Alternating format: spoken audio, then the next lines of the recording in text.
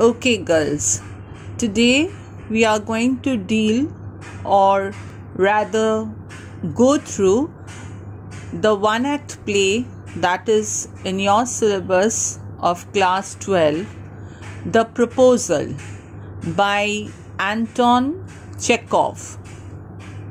Now, before girls, we go deep or dive deep into the story or the play, it is very, very necessary to know about the author. So, let us first know the role of the author Anton Chekhov in the Russian society. Now, Anton Chekhov, the most frequently produced playwright after William Shakespeare, also played a very vital role in Russian society according to Malev Babel. As a medical doctor, Chekhov participated in the first effort to perform a census on Sakhalin Island.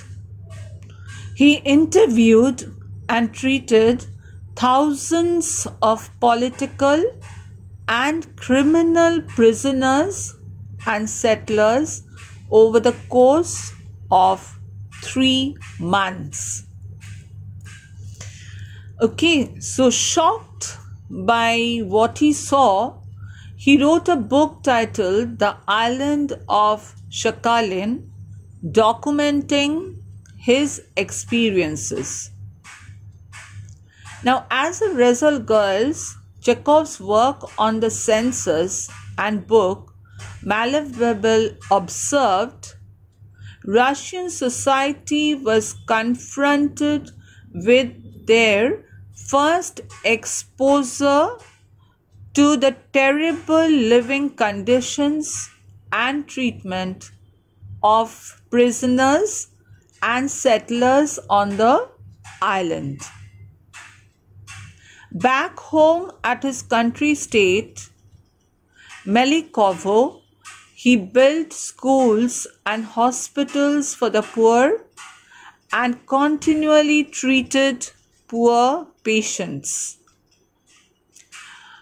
Now, another person just like Anton Chekhov, Leo Tolstoy, likewise made direct moral appeals to the Russian public, both as an artist and as an individual.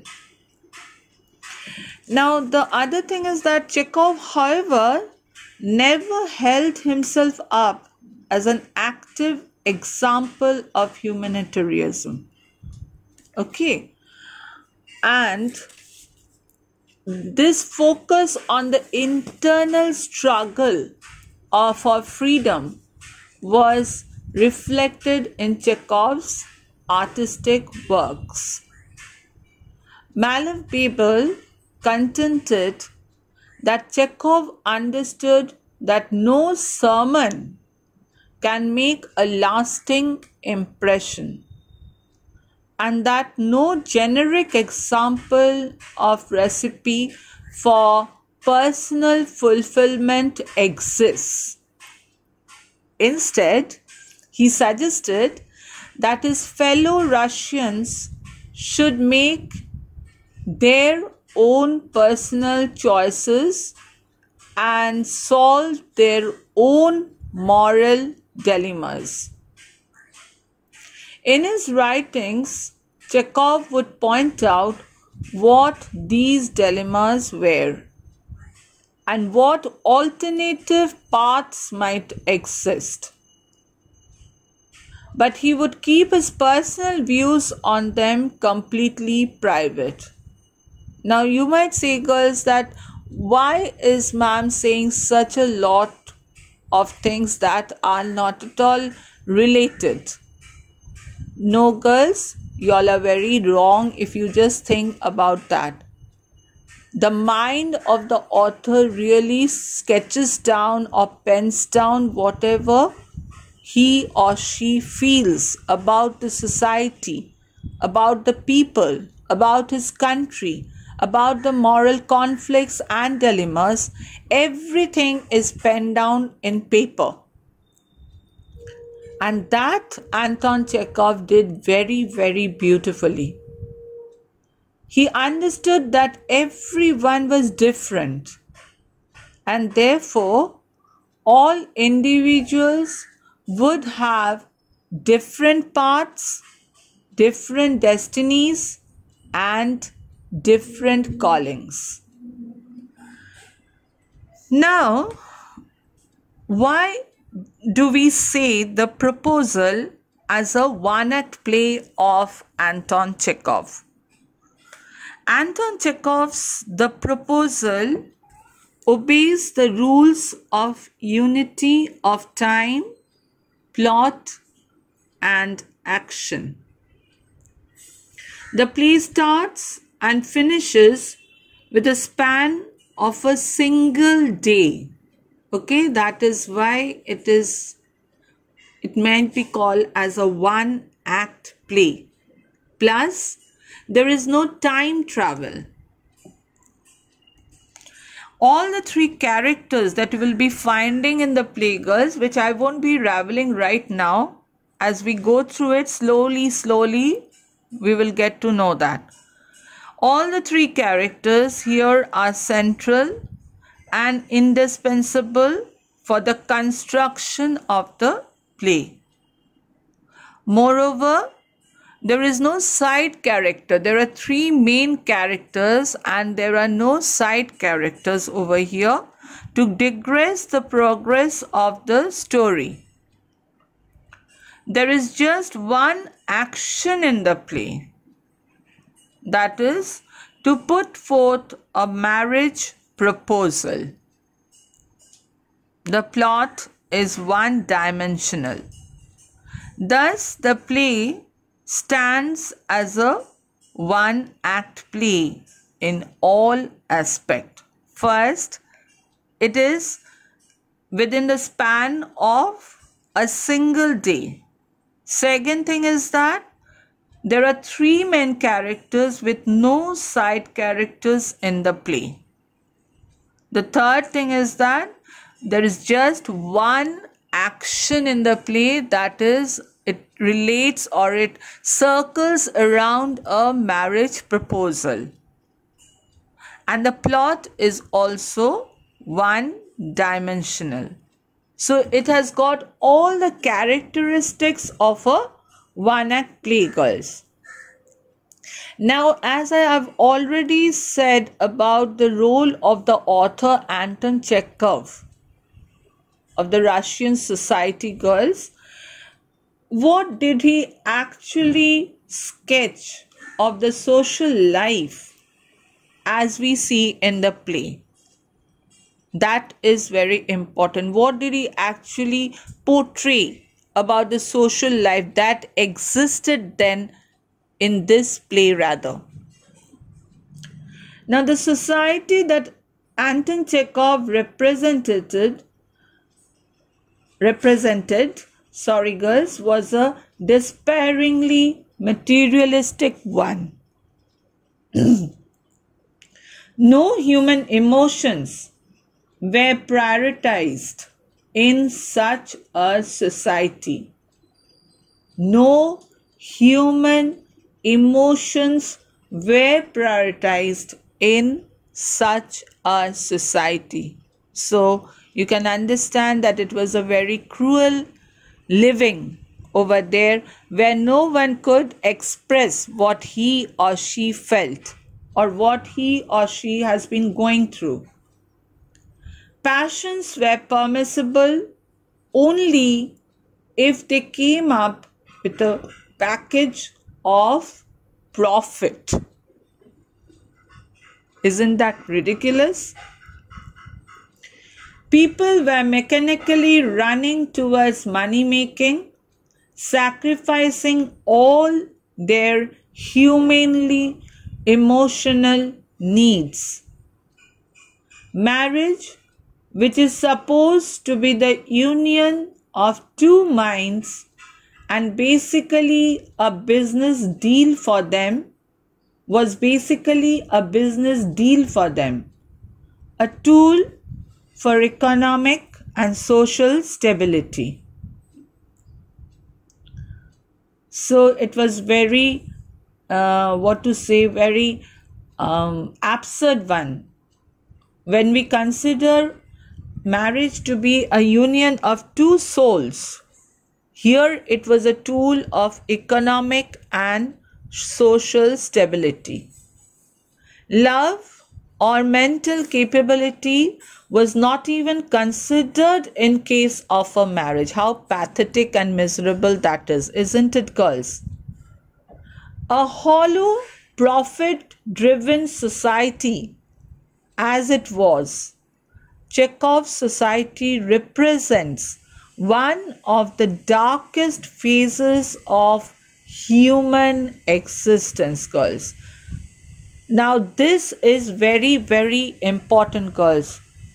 Please, it's a request to you all that to know about the social background, about the social sketch of the society that existed then, that Anton Chekhov had really tried to portray through this one-act play, The Proposal, is very important for each and every one of you to know that, so that you can relate to what he is trying to portray through his story. That is very, very important.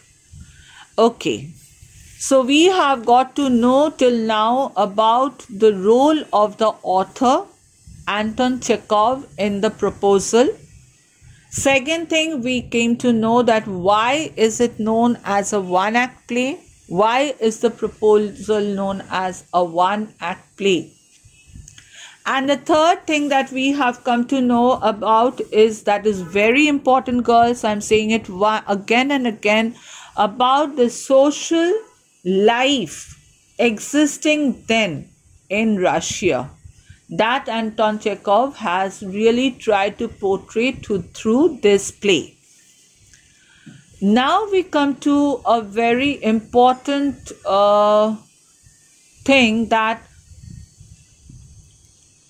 is The Proposal by Anton Chekhov. In The Proposal by Anton Chekhov, how does satire help to convey the tone of the play?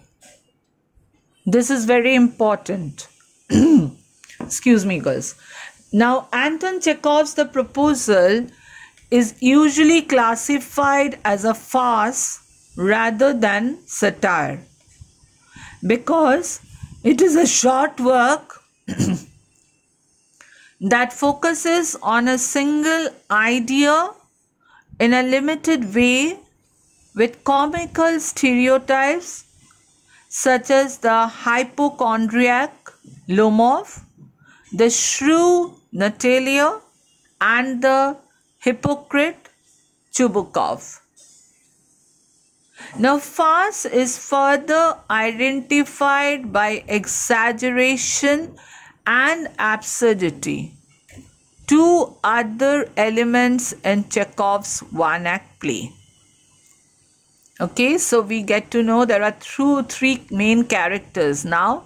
That is Lomov, the shrew Natalia, and the hypocrite Chubukov. Okay.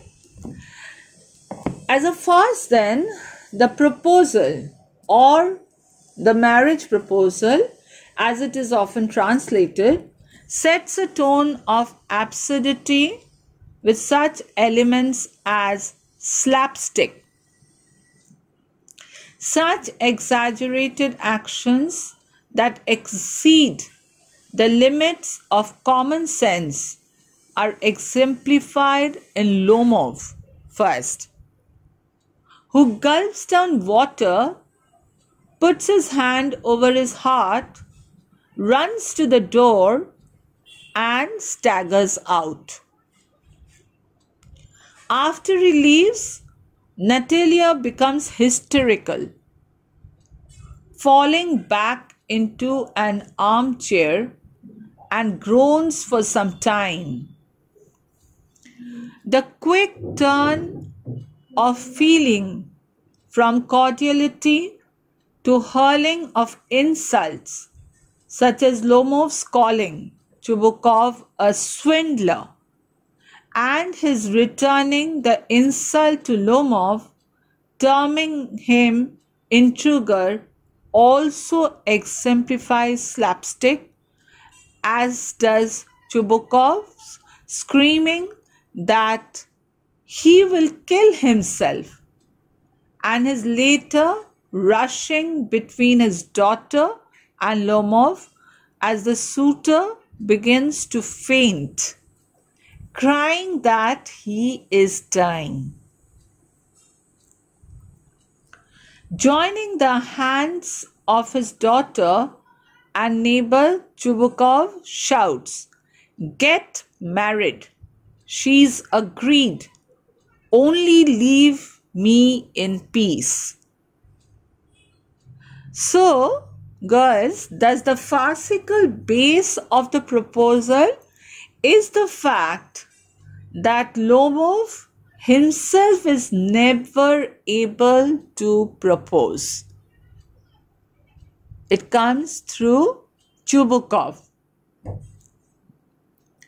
Another form of slapstick humor is practical jokes, such as the one that the father plays upon his daughter.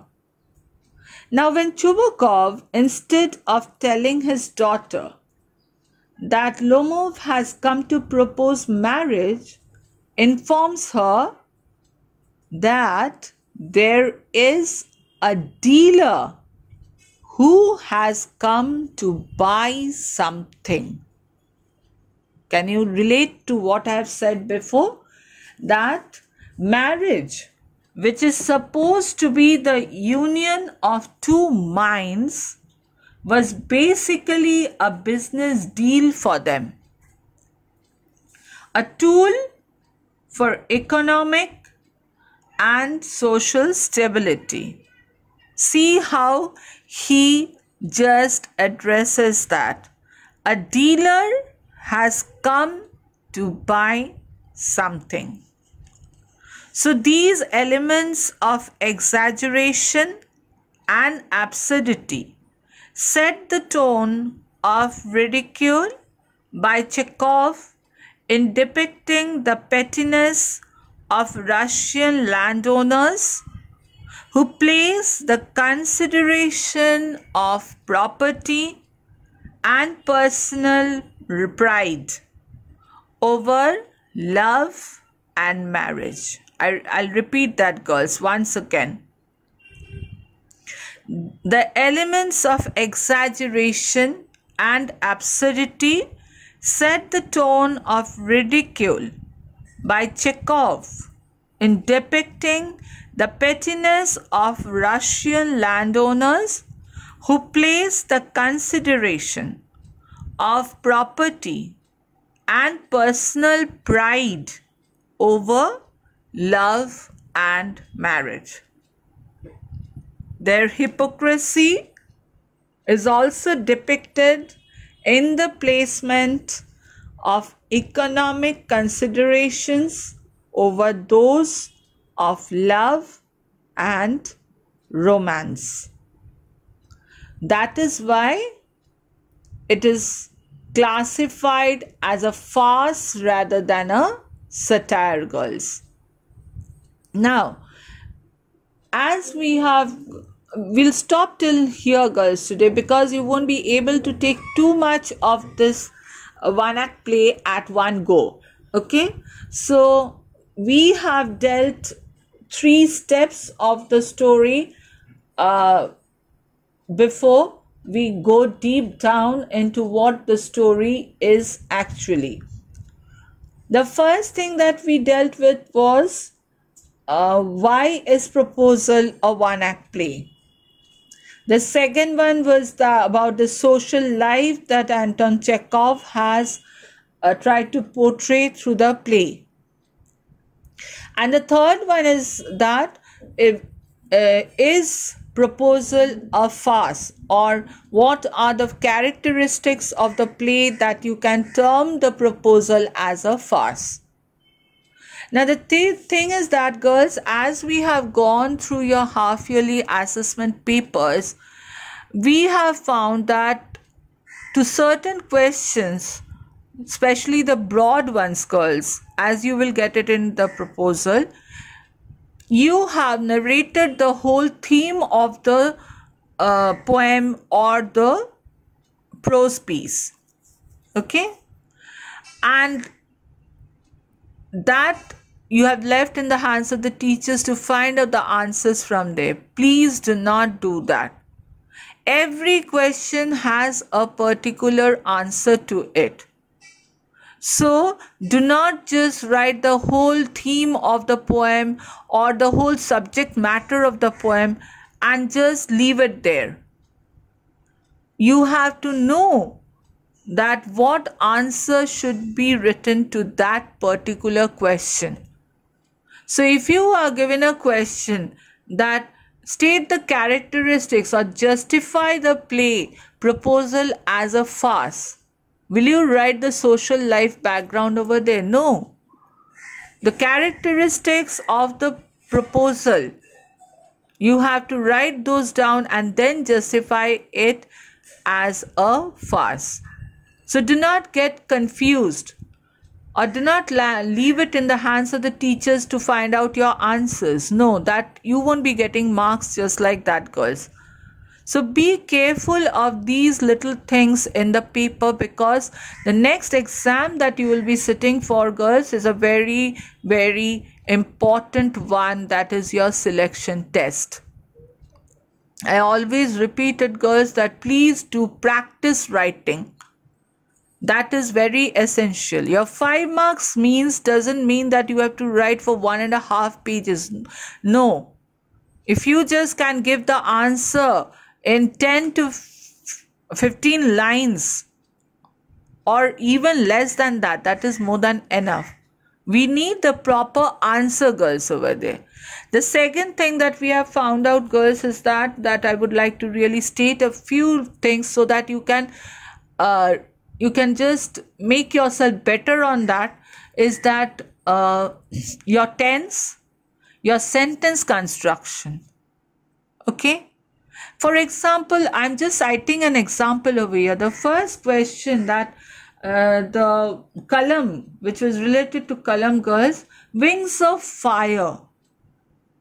Only one girl out of the whole lot of answer sheets that I have seen, I've gone through, girls, kept it in inverted comma and gave the year in brackets beside it. So these little things, girls, will just give you more marks for your paper. Just don't matter, it was an extract from the Wings of Fire, finish it off. No, do complete your proper answer. So keep these things in mind.